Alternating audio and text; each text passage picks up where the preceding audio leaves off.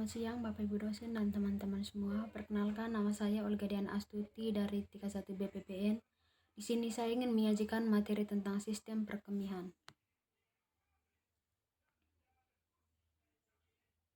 Yang pertama, anatomi fisiologi sistem perkemihan.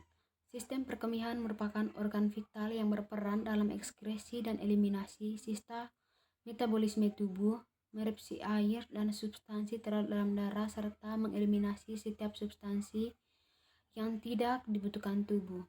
A. Ginjal. Ginjal merupakan sepasang organ penting yang memiliki tugas utama untuk menyaring dan membuang limbah serta racun melalui urin. Yang berikut, korteks ginjal. Korteks ginjal merupakan bagian ginjal yang paling luar. Bagian ini dikelilingi oleh lapisan jaringan lemak yang berfungsi untuk melindungi bagian dalam ginjal. Yang B, medula ginjal. Medula ginjal merupakan jaringan halus yang terdapat dalam ginjal. Struktur medula terdiri atas piramida ginjal yang meliputi nefron dan tubulus serta saluran medula. Yang C, glomerulus. Glomerulus berfungsi untuk menyaring protein dan menyerap kembali agar dapat digunakan oleh tubuh. D, pembuluh kapiler.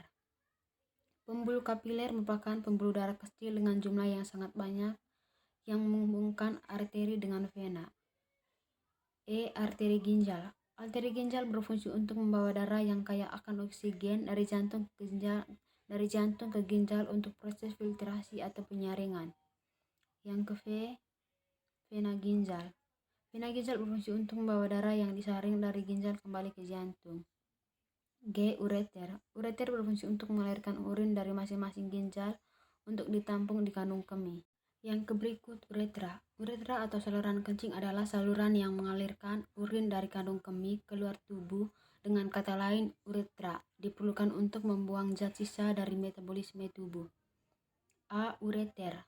Ureter merupakan bagian dari sistem urinaria yang berbentuk menyerupai saluran pipa atau tabung. B, bladders atau kandung kemih. Merupakan bagian dari sistem saluran kencing yang terdapat di dalam tubuh manusia. Yang C, uretra.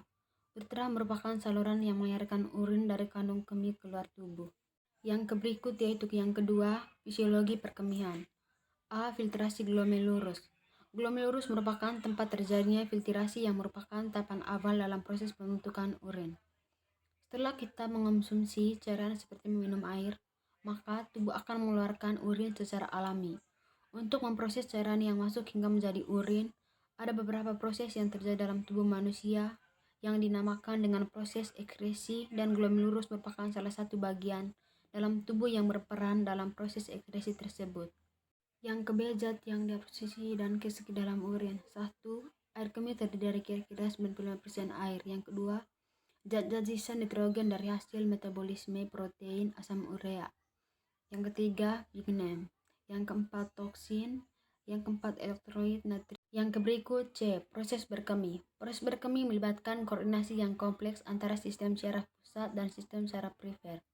Dalam keadaan normal, seorang akan merasa ingin berkemih pada saat kandung kemih berisi sekitar 40 ml atau 350-500 ml.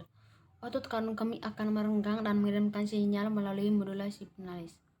Yang ke D, faktor yang mempengaruhi proses berkemih. 1. Jumlah konsumsi cairan. Jumlah konsumsi cairan merupakan salah satu faktor yang menentukan frekuensi dan volume pipis. Makin banyak minum tentunya makin banyak pula air pipis yang harus dibuang. 2. Jenis cairan yang dikonsumsi. Beberapa jenis cairan konsumsi terbukti bisa memancing produksi urin dalam tubuh atau yang kerap disebut uritik, misalnya kopi atau minuman berenergi yang mengandung kafein.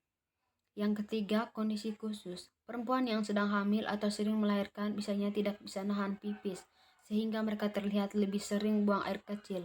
Rahim yang menekan kandung kemih serta ketahanan otot panggul yang turun mengakibatkan perempuan sulit mengontrol pipis. Sekian penyajian dan materi dari saya. Saya mengucapkan terima kasih. Semangat terus!